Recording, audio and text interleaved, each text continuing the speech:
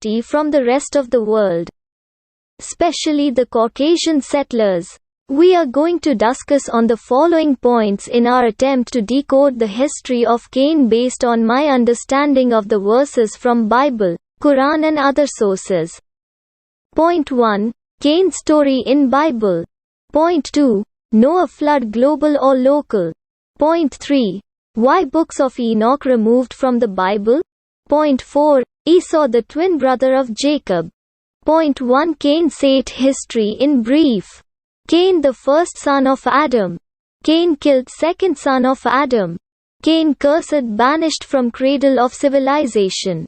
Cain become restless wanderer on earth with a sign. When Bible says for Cain ground is forbidden, and God would not see Cain face. But when we read Bible Genesis chapter 4 verse 17, the same Cain generation built a city. Further, Cain generation is mentioned in Bible when God says that he is not going to see Cain face.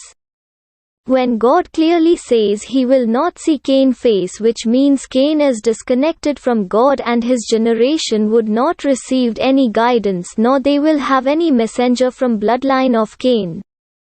Seth alias Siva built a great civilization, and in Tamil tradition they talk about Sangam era and advanced civilization which modern science want to achieve it. Quran chapter 6 verse 6 confirms first Pandyan Sangam era.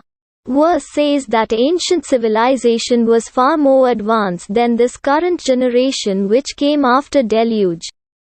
And from history we know European nation were hunter-gatherer cannibal society. Gay, animals sex, anal sex, child sex was part of their culture. They had a culture of matrilineal descent system where only the woman only knew the father of the child. And sometime the woman had no clue about the father of the child as they practice group sex. So when Bible says Cain built a great city, we can say it's an interpolation done by Caucasian settlers who were living among the Pandyan colonies at Iranian plateau. Yes, around 1500 BC a secret society was created by Caucasian settlers to end the way of life of first Siddha called Asivargam with the anti-spiritual policy of Mitraism. Quran chapter 5 verse 82 divided bloodline of Cain into two groups. 1.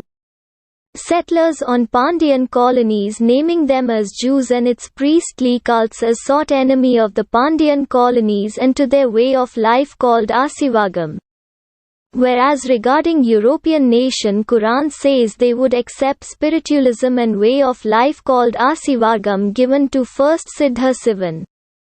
In 1500 BC, Caucasian settlers created a secret society called Mitraism whose agenda was to corrupt the principles of Asivagam. Pandyan symbol is bull, Asivargam first Siddha is Sivan. The symbols of secret society called Mitraism is an image portrayed as Mitra killing a bull. Kill the bull, which meaning end Asivagam first Siddha way of life called Asivagam. This secret society is active since 1500 BC. Remember, some invaders rule by arms and ammunition, but Caucasian settlers are ruling the Pandyan colonies with the policies which are anti to Asivagam. Remember, Jewish syndicate consisting of two professions, one Baniya, traders, other is Brahmins. Brahmins, in other words priestly cult, main role is to create religion out of anti-spiritual policy and divide the natives and keep them away from straight path of first Siddha called Asivagam.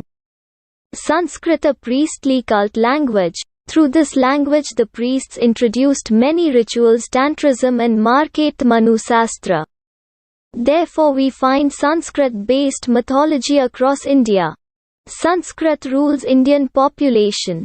Coming to family of Abraham, the other native who lived along the side of Pandyan colonies. Bible Genesis chapter 12, God promised land for Abraham and his family.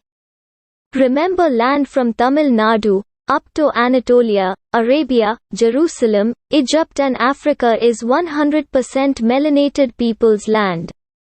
warning of Antichrist especially for the Pandyan colonies whose land from Anatolia to Tamil Nadu, Sri Lanka. Remember, children of Israel would never fulfill their part of the covenant, therefore God is only bound to fulfill the promise which he made with Abraham about promised land, which through Jesus' second coming is when children of Israel would finally enter the promised land.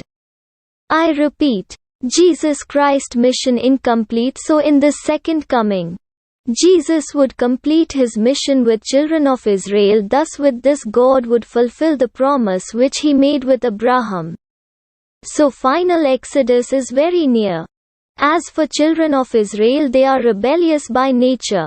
They would never fulfill their part of covenant and God would not fulfill his part of the covenant. Remember, like Sanskrit, Hebrew language was introduced by Caucasian settlers who interpolated the original text of Torah Gospel.